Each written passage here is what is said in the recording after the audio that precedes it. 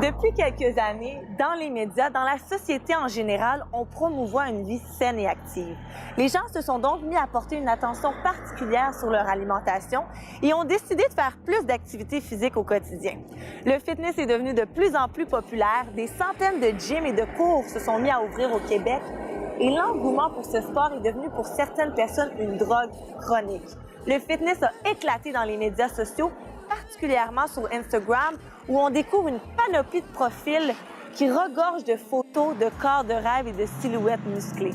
Ce phénomène engendre chez les personnes une pression quotidienne de toujours vouloir atteindre cette perfection. J'ai donc décidé d'analyser cette tendance aujourd'hui. Aujourd'hui, pour parler du fitness, je suis avec Alexandra Pépin, nutritionniste sportive, Magali Dezinde, qui est fan du fitness, et Yann Cachon, qui est entraîneur et fan aussi du fitness. Je veux savoir, pour vous deux, depuis combien de temps vous vous entraînez? Combien de temps? Mon Dieu, j'ai commencé à m'entraîner, j'avais 15 ans, peut-être 16 ans. OK. Puis aujourd'hui, j'en ai 27. Fait que, ça fait déjà un bon 10 à 11 ans que je m'entraîne. Pour toi, Yann? Moi, depuis que j'ai 15 ans aussi, ça a commencé avec le football. Fait que... OK, ça a quand même commencé ça a très commencé jeune. tout. Ouais. Alex, tu t'entraînes peut-être sûrement aussi. Oui, je fais du CrossFit. Oh! Et toi, depuis combien de temps? Ça fait 3 ans maintenant, mais avant, je faisais de l'entraînement en conditionnement physique comme dans des gyms. Moi aussi, depuis que j'ai environ 16 ans. Qu'est-ce qui vous a amené vers le fitness? Pour moi, j'avais besoin d'avoir un changement dans ma vie, de me retrouver aussi, de retrouver une certaine confiance que j'avais perdue, vraiment de me développer. Puis, je m'entraînais déjà beaucoup à la base. C'est sûr que j'en connaissais quand même, mais je voulais en apprendre plus aussi sur l'entraînement, sur moi. Et j'ai fait mes recherches, puis j'ai commencé. Toi, Yann, à partir de quand tu es devenu entraîneur? Je suis devenu entraîneur depuis que j'ai 19 ans. Mais dans le fond, là, j'en ai 22, fait que depuis 19 ans, j'avais fait ma certification CanFit Pro au début, juste pour pouvoir aller entraîner dans un gym. J'étais employé. Ensuite, ça a duré 8 mois dans un gym que j'étais employé. Ensuite, je suis parti à mon compte au Atlantis Gym. J'ai mon bureau et tout, là, avec ma clientèle à moi. T'aimais tellement l'activité physique que tu avais le goût de partager cet amour-là, aider les autres à se mettre en forme? Oui, mais dans le fond, ça a commencé parce que justement, je jouais au football. J'ai dû arrêter à cause de quelques commotions cérébrales.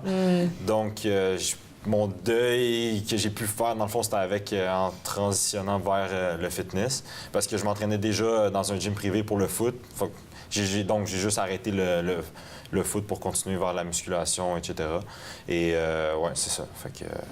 Toi, Alex, depuis combien de temps tu es nutritionniste sportive? En fait, moi, j'ai gradué en nutrition il y a un an et demi. Puis, je suis présentement en train de compléter... En fait, je suis candidate au doctorat en physiologie de l'exercice à l'Université d'Ottawa. Donc, je me spécialise en nutrition du sport, mais je fais de la recherche sur les sucres ajoutés aussi également. Puis la différence avec, exemple, une nutritionniste, c'est juste que toi, tu te spécialises vraiment dans le sport? Bien, c'est ça. C'est juste que, tu sais, en nutrition, il y a tellement de domaines comme la pédiatrie, les maladies chroniques, la nutrition du sport, entre autres, les maladies auto-immunes, qu'à un moment donné, on peut pas être expert dans tout. Fait qu'on peut choisir un volet qui nous correspond plus. Puis dans mon cas, c'était vraiment la nutrition du sport, puis décider de se spécialiser là-dedans, entre autres en faisant des études graduées comme une maîtrise ou un doctorat. Alex, les adeptes du fitness consomment beaucoup de shakes protéinés et de shakes pré-workout qu'on appelle, je crois. Ouais. Est-ce que c'est pas un peu nocif d'ingurgiter autant de shakes ou non? C'est bon pour la santé?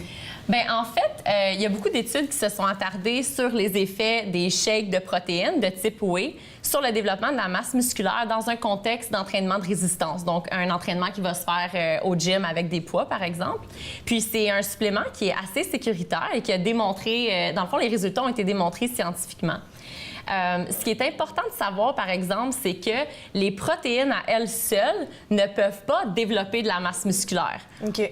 Les protéines vont seulement aider à reconstruire les fibres musculaires qui vont avoir préalablement été détruites ou endommagées par un entraînement. Là où il y a, pour les shakes de protéines, c'est pas vraiment quelque chose qui peut être nocif. C'est sûr que, comme toutes les autres choses, si on consomme des quantités qui sont au-dessus de nos besoins, comme pour les athlètes, exemple de votre niveau, là, qui cherchent un développement de masse musculaire, on conseille environ 20 à 25 grammes de protéines à tous les 3 heures. Mais on calcule une valeur précise en fonction du poids de chaque athlète. Mais lorsqu'on a dépassé cette quantité-là, qu'est-ce qui arrive? C'est que soit le corps va l'utiliser comme source d'énergie ou bien va le transformer puis l'entreposer sous forme de masse adipeuse ou de masse grasse. Fait qu'on veut pas avoir un gain de poids non plus. Là où ça peut être nocif, c'est les pré-workouts. En fait, les pré-workouts sont consommés surtout pour leur apport en caféine. Qu'est-ce qu'on retrouve dans un shake de pré-workout? Un pré-workout, ça va être principalement de la caféine. Mais il va y avoir plusieurs sortes d'ingrédients comme de la guarana, de la taurine, des extraits de thé vert, des fois des BCAA. Ça peut être comme un mix. Est-ce que ça ressemble quasiment à une boisson énergisante? Ça peut être similaire, c'est juste que d'habitude, il n'y aura pas de sucre dedans. Comme contrairement à une boisson énergisante qui va quand même avoir un apport important en sucre ajouté. Puis la caféine a des effets sur la performance, entre autres en diminuant la perception à l'effort. Donc, on pourrait se donner davantage, se pousser plus en ressentant moins les effets épuisants de l'exercice. Sauf que les pré-workouts, ça contient souvent des doses de caféine qui sont supérieures aux doses optimales qu'on a besoin. Et ça, c'est dangereux. Exactement. Puis tous les autres ingrédients que j'ai nommés, comme la taurine, la guarana, peuvent avoir un potentiel d'augmenter les effets de la caféine. Puis lorsqu'on a une surdose de caféine, on peut ressentir des maux de tête, des nausées, des tremblements, puis dans un cas vraiment extrême, un arrêt cardiaque. Vous, quand vous consommez des shakes protéinés ou des shakes pré-workout, est-ce que vous voyez vraiment une différence dans votre programme d'entraînement? Bien, c'est sûr que du côté des shakes protéinés, c'est sûr que côté pratique, je trouve que ça sauve du temps. Mettons que tu es sur la route ou que tu n'as pas le temps de manger. C'est sûr que pour avoir ton apport en protéines, c'est vraiment rapide. Aussi, ça accélère justement la récupération après un entraînement. Donc, je trouve que c'est la source la plus facilement assimilable par le corps après l'entraînement. Donc, c'est sûr que je trouve ça pratique, mais je ne vais jamais prioriser les shakes avant un repas. Totalement. L'alimentation, à la base, c'est tellement la chose la plus importante dans l'entraînement que, pour moi, je préfère vraiment guider ma cliente ou guider les gens autour de moi sur une bonne alimentation que de dire, oui, tout de suite, prends un shake, prends des shakes, parce que c'est pas la façon de faire, c'est pas une bonne source d'alimentation saine, si je pourrais dire. Mais oui, côté pratique, pour un déjeuner plus rapide ou après un entraînement, il faut quand même prendre un repas ou prendre quelque chose pour nourrir son corps. Donc, c'est une bonne façon de faire si on n'a pas le temps nécessairement de manger. Donc, on pourrait plus le voir comme un supplément. Bien, totalement. Ouais. Totalement. C'est un supplément.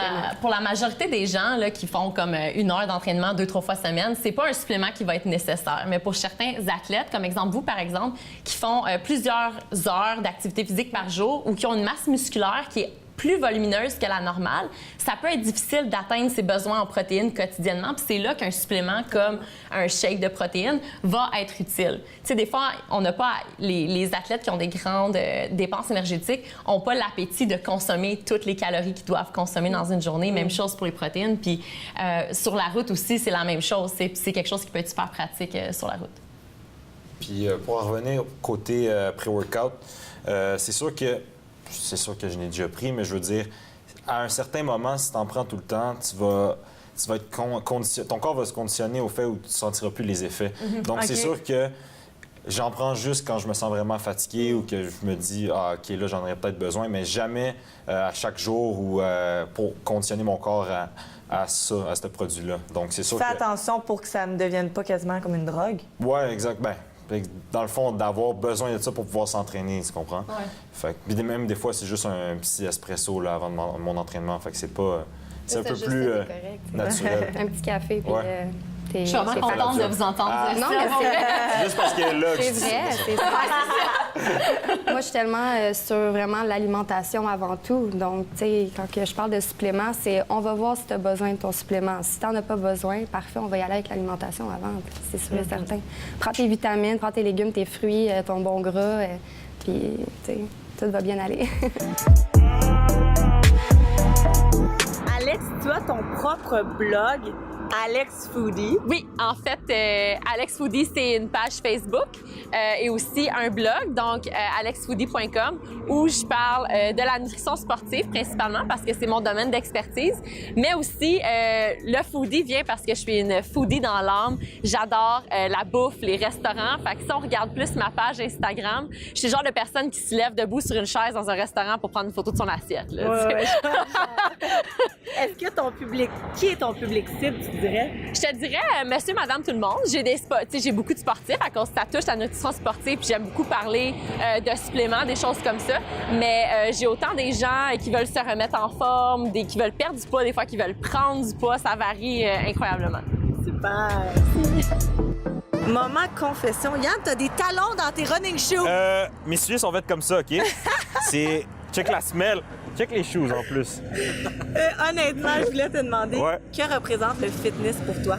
Le fitness, c'est vraiment un mode de vie pour moi. C'est pas quelque chose de 3 mois, tu vas essayer. C'est pas une phase dans ta vie que tu te dis, OK, pendant 3 mois, je vais faire attention à moi. Après, je vais laisser tomber, puis comme par magie, tout va rester. C'est vraiment quelque chose que tu adoptes des habitudes de vie où que ça va durer toute ta vie, justement, pour pouvoir améliorer ta qualité de vie. Fait que c'est vraiment une façon de vivre. Belle philosophie. Merci. Dans l'univers du fitness, il y a les fameuses compétitions de culturisme. Magali et Yann, je sais que les deux, vous avez participé à ce type de compétition. Alex, je sais pas pour toi. Non, jamais de la vie. Comment ça fonctionne? N'importe qui peut s'inscrire? En fait, oui, n'importe qui a le vouloir de faire une compétition peut trouver une coach. C'est ce que je suggère avant tout, là, de trouver un professionnel de compétition pour s'informer, parler avec son coach ou sa coach de comment. Non, exactement. C'est le meilleur conseil que je peux dire. Pour ça, avoir vraiment le professionnel qui te suit de A à Z. Puis en fait, la coach, le coach fait partie d'une fédération où lui ou elle s'occupe de faire les procédures. C'est bien que tu le mentionnes parce que peut-être des fois des personnes pourraient s'affilier ou payer quelqu'un qui est un imposteur. Puis il y a vraiment comme une association avec des gens qui ont... Oui, bien, il y a plusieurs. Bien, je ne sais pas pour Yann, mais je sais que moi, ma coach, elle avait vraiment... elle faisait affaire avec des fédérations. Puis, ben moi, je pouvais dire « Ah oui, je suis intéressée par ça » ou « Non, je ne suis pas intéressée par ça. Parfait, on se lance. » Puis... Yann, pour participer à ce type de compétition, vous devez suivre un régime extrême. Oui, c'est sûr qu'il faut se prendre une couple de mois d'avance parce que c'est sûr que c'est tellement un processus extrême que tu peux pas faire ça du jour au lendemain. Déjà, à la base, il faut que tu aies un minimum d'expérience en entraînement, comme une bonne base. Ensuite, tu peux penser à commencer une préparation pour une compétition parce que c'est sûr que si tu n'as pas le mental ou le vouloir pour te rendre jusqu'au bout, à mi-chemin, c'est sûr que ça peut planter, si on veut. De toute façon, souvent, les coachs le mentionnent aussi. Ouais, c'est moi, sûr, c'est pas pour tout le monde. Si tu ne suis pas mes conseils, si tu ne suis pas ce que je te dis, on arrête. Il y en a beaucoup que les gens sont supposés de savoir que c'est demandant. Exact. Parce que c'est pas pour tout le monde. Si tu te lances là-dedans, c'est vraiment parce que tu sais à quoi t'attendre. Et comme je disais, pour la préparation, ça peut aller de... Tu sais, pour une fille, ça peut être de plus de 8 mois d'avance. Parce que leur système... 8 à 9 mois. Est-ce que c'est plus long pour une fille qu'un gars? Oui, dans la plupart des cas. Ça dépend du... Pourquoi, à ton avis? L'évolution, si la personne... Ça dépend de l'évolution. Bien, en fait, la fille, on a beaucoup d'hormones. De difficultés à prendre de masse musculaire, pas nécessairement de difficultés à prendre... Bien oui, on peut en avoir, mais dans le sens que on réagit beaucoup à nos hormones, on réagit beaucoup à notre stress autour de nous. On peut bien manger un muffin, moi j'en mange un, mais moi ça va tout de suite être dans mes fesses, lui peut-être pas. Dans le sens que c'est il y a des différences physiques. Exactement. Alex, souvent les personnes qui participent à ce genre de compétition suivent, comme on l'a mentionné, une diète extrême. Après la compétition, ils vont un peu tomber dans l'excès, peut-être pas tout le monde, mais certaines personnes, parce qu'ils se sont tellement privés. C'est pas un peu dangereux de jouer au yo-yo comme ça avec son corps? Oui, effectivement, il peut y avoir des effets néfastes quand on a une perte de poids qui est soit trop drastique ou trop rapide, suivie d'une reprise du poids par la suite. Puis dans un contexte de fitness où on va viser un poids un poids X pour la compétition, puis qu'on reprend le poids tout de suite après, ça peut affecter notre métabolisme puis causer des effets néfastes qui sont pratiquement irréversibles. Dans le fond, comment le métabolisme marche, OK. c'est quand on perd du poids, le métabolisme ralentit. Et quand on prend du poids, que ce soit de la masse grasse ou de la masse musculaire, le métabolisme augmente. Puis lorsqu'on perd beaucoup de poids puis qu'on le reprend vite, ça fait un choc au métabolisme puis il n'y a pas le temps de s'adapter. Fait que ce qui peut arriver, c'est que lorsque l'athlète va avoir repris le poids, qui est peut-être le même avant sa préparation à la compétition, son métabolisme va être plus faible que ce qui était au même poids avant la compétition. Puis là, ça devient de plus en plus difficile de reperdre du poids à la seconde compétition, à la troisième compétition, etc. Donc, c'est quoi la solution? C'est de continuer à garder ce régime-là extrême?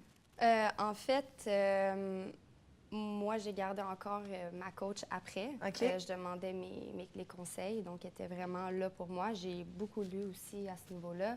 Puis c'est encore du maintien. Il faut pas dire, OK, j'ai terminé ma compétition, parfait, je commence à boire du vin, je mange du chocolat, je mange du McDo, puis j'arrête pas, puis je fais ça pendant un mois de temps, tu sais.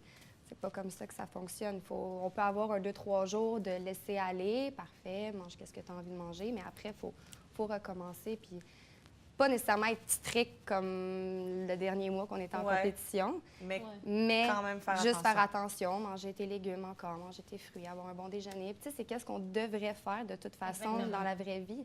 On n'a pas à se pitcher sur tout ce qui est mauvais, les sucres, les gâteaux, le McDo, le fast-food. Tu sais, il faut vraiment avoir un déjeuner, dîner, souper, des petites collations, puis choisir des bons choix d'aliments aussi. Là, tu sais, à la base, c'est ça qu'il faudrait faire. Mais tu sais, au risque de prêcher pour ma patrie, là, il y a beaucoup de nutritionnistes du sport qui peuvent encadrer des athlètes qui font du fitness parce qu'il y a des techniques qu'on peut utiliser pour éviter que les athlètes, que ça l'affecte leur métabolisme, leur perte de poids. Puis c'est valable pour le fitness, mais aussi tous les sports qui ont des catégories de poids, comme la boxe, par exemple, qui nécessitent de perdre beaucoup de poids avant la pesée. Puis il y a des techniques qu'on peut faire, puis un nutritionniste du sport peut facilement encadrer les athlètes pour essayer que ça n'ait pas d'effet dommageable pour votre corps. Toi, Yann, quelle est ton opinion face à ces compétitions-là? Mais dans le fond, j'ai même un témoignage parce que j'ai fait 3 compétitions. OK. La première, c'est là que je me suis vraiment planté. Après la compé, j'ai pris comme 40 livres en 2 semaines. Mais c'est juste parce que j'étais plus capable. Il fallait vraiment que tout ce que je voyais, je le mangeais. Puis comme elle a dit... mentalement, c'est dur. Ouais, mentalement, C'est ça, j'allais dire, non, mais c'est au parce niveau que mental. t'as là. tellement pas eu de sucre depuis un certain moment. Dès que t'en donnes un peu à ton système, il en veut de plus en plus. Fait que Oh, ouais, je pendant comprends. un bon 2 semaines, 1 mois, je mangeais n'importe quoi.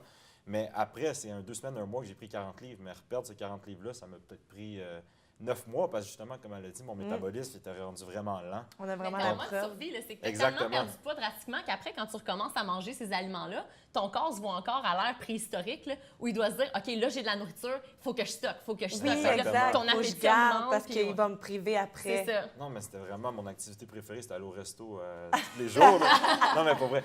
Puis là, la dernière compétition que j'ai faite, c'était en juin. Je me suis pris d'une façon un peu plus... Plus comment je peux équilibré, dire? peut-être? Plus équilibré, mais Plus lente. ce que je me suis dit, ouais, j'ai été plus graduel dans comme remettre les aliments dans mon plan alimentaire.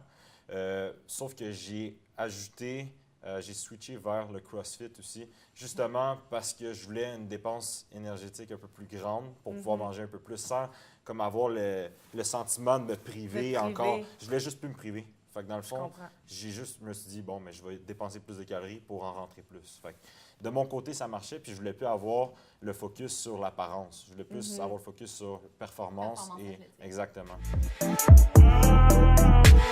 Magali, pour ma question confession, Oui. je veux savoir quelle est la partie de ton corps que tu as le plus de difficulté à muscler? C'est mes jambes, Ah je oui? dirais. Oui, mes jambes. En fait, mon haut de corps, je le connais par cœur. Mon OK. haut de corps, je suis capable de dire, bon, je fais telle série, telle répétition, tel entraînement, il va développer de telle façon. Mes veines, regarde, écoute, mon haut de corps, il est là, il est présent. Mais mon bas de corps, par exemple, là, je commence à vraiment comme le saisir tranquillement, mais je te dirais que j'ai encore à travailler dessus. Et c'est qu'est-ce que je fais, c'est mes objectifs que j'ai à atteindre en ce moment, présentement, oui. On va aller faire les squats! Ah, ben pourquoi pas? Mais là, est-ce que vous êtes un peu maniaque de la nourriture? Genre, vous mangez pas de poutine? Ou des fois, oui, vous mangez des poutines? Non, en effet, oui, ça m'arrive de manger une poutine. OK. Mais quand je dis à mon chum, je veux manger une poutine, la plupart du temps, il est sur la table de cuisine pour manger une poutine. OK. Mais dans le sens que je choisis mes batailles. Je ne vais pas la manger à toutes les semaines. Je vais la manger peut-être une fois par mois. OK. Verre de vin, ça m'arrive d'en prendre une fois semaine. Un verre de vin, 2 verres de vin, ça fait pas de mal à personne. Oui, mais j'ai des objectifs à atteindre. Fait que oui, c'est sûr que moi, mon alimentation versus l'entraînement, c'est... Je me réveille le matin, je sais déjà quand je vais aller m'entraîner, j'ai déjà mes plats préparés, je sais comment que ça va se planifier. Donc, tu sais, être maniaque, je l'ai déjà été.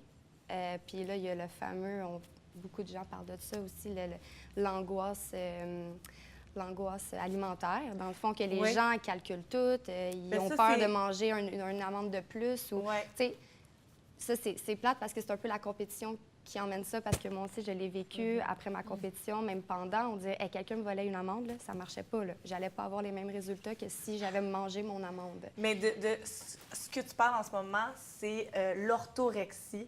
C'est pas une nouvelle maladie parce que ça a toujours existé, mais ça fait pas longtemps que les spécialistes ont révélé ou ont donné un nom à cette maladie-là. Puis c'est comme si l'obsession de manger toujours en santé puis contrôler son alimentation. Puis ça, je l'ai été. Puis depuis que j'ai décidé de me laisser un peu plus aller, rester équilibrée, mais comme me faire plaisir quand j'ai envie de me faire plaisir, écouter mon corps, j'ai des meilleurs résultats que qu'est-ce que j'avais quand je m'entraînais pour ma compétition. Parce que tu réduis ton stress aussi. Totalement. Mon stress, il réduit. Puis mon corps aussi, il y a du plaisir, là, dans le sens que ma tête et mon corps est là totalement. Psychologiquement, je reviens.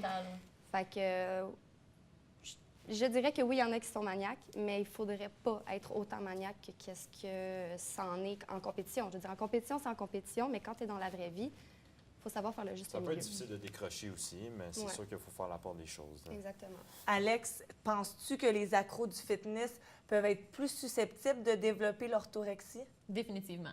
Mais c'est malheureux parce que l'orthorexie n'est pas encore officiellement reconnue comme un trouble alimentaire au même titre que l'anorexie et la boulimie. Tu veux rire, sur Word, quand tu écris orthorexie, ils disent qu'il y a une faute. Le mot Ouais, n'est même pas encore ça n'a pas encore accepté. été accepté, puis pourtant, c'est de plus en plus présent dans notre société.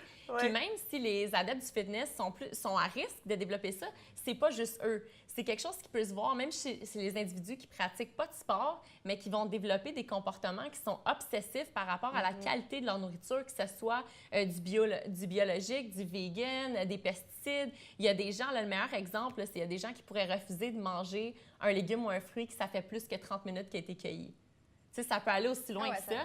Ça l'empêche les activités sociales, comme d'aller au restaurant, d'être avec des amis. C'est une personnalité orthorexique ne va plus manger d'aliments pour le plaisir, mais seulement pour les nutriments que ça lui apporte. C'est vraiment une maladie mentale. On attend que ça soit accepté, là, Ben moi, je l'ai dit. ouais, mais je suis d'accord. C'est un trouble alimentaire, définitivement. Dans les médias sociaux, c'est vraiment rendu comme une mode de montrer qu'on fait du fitness pour beaucoup de personnes. C'est très, très courant de voir des gens qui publient des photos de leur corps musclé. Puis, je comprends les motivations premières. Les gens veulent montrer leur progrès. Mais je pense quand même profondément que ça peut amener des gens à créer un mal-être chez certaines personnes ou à baisser leur confiance en soi. Et moi, je me demande, croyez-vous que ça peut amener les gens à être plus superficiels ou plus narcissique à force de toujours penser à publier des photos d'eux? Moi, je pense que oui. Parce que justement, les médias sociaux jouent un rôle énorme dans le fitness, justement. Puis de plus en plus, les stars, si on veut, d'Instagram et tout, comment je peux dire, on se compare à eux. Veut pas, indirectement, autant femmes que hommes, on se compare à eux. Puis on se dit, c'est ça l'image qu'on doit ressembler, dans le fond. Fait qu'on se met une pression supplémentaire, justement, pour tout le temps être en shape ou tout le temps faire chaque action qu'on fait dans notre vie, c'est comme si c'est relié à est-ce que ça va changer mon apparence ou pas. Fait que c'est vraiment obsessif. C'est sûr que ça peut emmener du superficiel. Tu sais, le fitness, c'est le seul sport dans lequel on n'évalue pas la performance de l'individu, mais seulement son physique. Puis c'est le sport pour lequel il y a le plus d'argent, de temps et d'énergie qui est consacré à l'apparence, autant comme pour le spray tan, les cheveux, le maquillage, le maillot, les cours pour savoir comment poser. C'est pas quelque chose comme faire un marathon puis savoir en combien de temps tu le fais ou C'est combien de poids tu as mis dans une Tellement. catégorie de weightlifting. Fait que c'est un sport qui va être vraiment centré sur l'apparence Sur physique. l'apparence, comment on est jugé sur le stage, c'est incroyable. Vous devez atteindre un corps. Un pourcentage de spécifique, gras qui là, est non? tellement... Oui, il faut atteindre un pourcentage parfait, de gras ouais. presque parfait. Mais là, parfait selon selon les eux, standards, oui, selon mais- les standards. Puis, tu sais, comme moi, j'avais trop de gras au niveau des fesses. Fait que ça faisait en sorte que j'étais pas dans les premières. Mais tu sais, pourtant, je me regardais puis j'adore mes photos. Tu sais, je me regarde puis fière de Est-ce que ce tu que trouves je vois. ça dur pour ton estime d'aller là puis qu'à la fin, ils disent, ben non, mais toi, tu corresponds pas à ce qu'on cherche? En Ça me fait, c'est...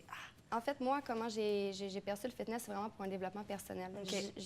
Je suis pas allée là pour gagner, je suis allée là pour moi, puis pour en connaître davantage. Fait que je m'attendais pas vraiment à rien en montant sur le stage. C'est ma première compétition. J'ai l'intention d'en faire une deuxième. Peut-être que ma deuxième, je vais me dire, ah, mais là, j'aimerais gagner. Mais dans le sens que pour ma première, je n'avais pas d'attente. C'était comme, je vais me laisser aller. J'ai travaillé fort pour me rendre ce que je suis là. Autant le mental, autant le physique. Je me sentais forte, je me sentais en confiance. J'avais envie d'aller sur le stage puis de le montrer. Donc, C'était ça. malgré les commentaires, tu repars toujours Malgré aussi les confiante, commentaires, oui, puis- malgré les OK. commentaires, j'ai fait OK, c'est sévère, mon Dieu. Tu sais, c'est sûr que j'ai regardé les commentaires puis j'étais comme bon, d'accord. Tu sais, on fait rarement on fait rarement un podium quand c'est la première fois qu'on fait n'importe quel type de Ouais. compétition pour Oui. n'importe quel sport. Oui, c'est vrai. Totalement. Pour finir, selon vous, quelles sont les vertus du fitness? Parce que oui, bon, il y a certains mauvais côtés, mais il y a certainement des aspects positifs. Moi, je te dirais le bien-être. Le bien-être. Tu es fier de toi après avoir fait un entraînement. Tu es fier de. Tu as l'énergie aussi. Moi, c'est l'énergie, la fierté que j'ai découvert. La confiance aussi. Fait que ça englobe vraiment le mot bien-être, je te dirais, que ça m'a emmené pour moi. Mais dans le sens que je sais que ça peut être strict, ça peut être demandant pour quelques personnes. Mais comme je dis, le fitness, les compétitions, c'est vraiment pour des gens qui sont prêts à faire des compétitions. Il y en a qui peuvent en faire, il y en a qui peuvent pas en faire. C'est pas fait pour tout le monde. Fait que pour les gens pour qui c'est bien fait, le fitness, je dirais que c'est le bien-être. Puis, mis à part monsieur, madame, tout le monde pour l'entraînement, qui est musculation. qu'on peut L'activité dire- physique, Qu'on à peut la dire base. aussi du fitness. Là. Oui, Tu sais, je veux dire, exact. les gens qui font de l'entraînement à tous les jours en musculation, c'est aussi du fitness.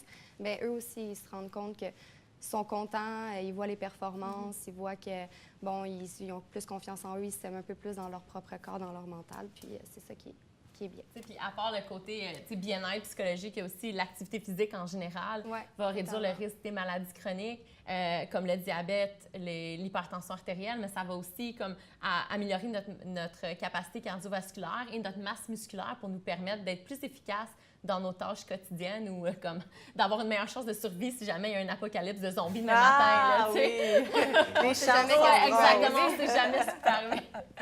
Yann, pour conclure, tu De dirais? mon côté, je trouve que dans le fond, c'est sûr que ça améliore la qualité de vie en général. Ça va être plus facile de fonctionner dans la vie quand tu as un bon cardio, quand que, je veux dire, tu es plus en santé que quelqu'un qui ne s'entraîne pas, qui fait aucune activité physique. Fait que, tu sais, tu compares avec quelqu'un qui ne s'est jamais entraîné de sa vie, puis il se plaint sur beaucoup de facteurs que quelqu'un qui s'entraîne va même pas vivre dans sa vie. Je Fait que chiale pas parce c'est qu'il ça. faut qu'ils prennent les marches au lieu C'est de ça, exactement. C'est l'escalier comme- roulant. tu vois pas ça comme tu sais, des sacs d'épicerie, monter les marches, justement, comme elle dit, c'est pas une corvée. Tu t'en rends même pas compte que tu le normal. fais parce que c'est facile, ça fait partie de ton quotidien. Fait que je vois plus ça comme, justement, ça te permet d'être plus productif dans tes tâches quotidiennes, à ton boulot, justement, dans n'importe Atteindre quel tes aspect. objectifs de Exactement. On se sent plus éveillé aussi Parce hein, quand on que, fait du sport. Beaucoup d'énergie. Ouais. Oui, totalement. Exactement. Plus de Nos journées, concentration. ils passent plus vite, on a plus d'énergie, on est plus performant aussi, pas juste au Plus gym, mais efficace, aussi dans la même vie. tu sais, dans le travail que je fais, quand je sais que je passe toute la journée devant mon ordinateur, Ouais. j'ai besoin de ma séance de CrossFit pour pouvoir au moins me dire que comme j'ai bougé, puis là, j'ai donné, puis là, je suis Évacuer prête quelque chose. à travailler. Ouais, c'est ça.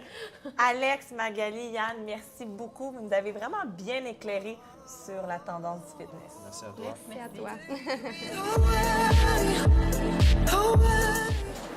Le fitness est une tendance très positive en soi tant qu'on ne se dirige pas vers l'excès. Je vous encourage tous à augmenter votre activité physique et à surveiller votre alimentation pour rester en santé et pour prolonger votre vie. Par contre, on doit faire attention de ne pas tomber dans une culture du narcissisme et de la perfection à cause de l'omniprésence du culte du corps dans nos médias sociaux. Ceci dit, on se voit la semaine prochaine. Moi, je vais aller courir.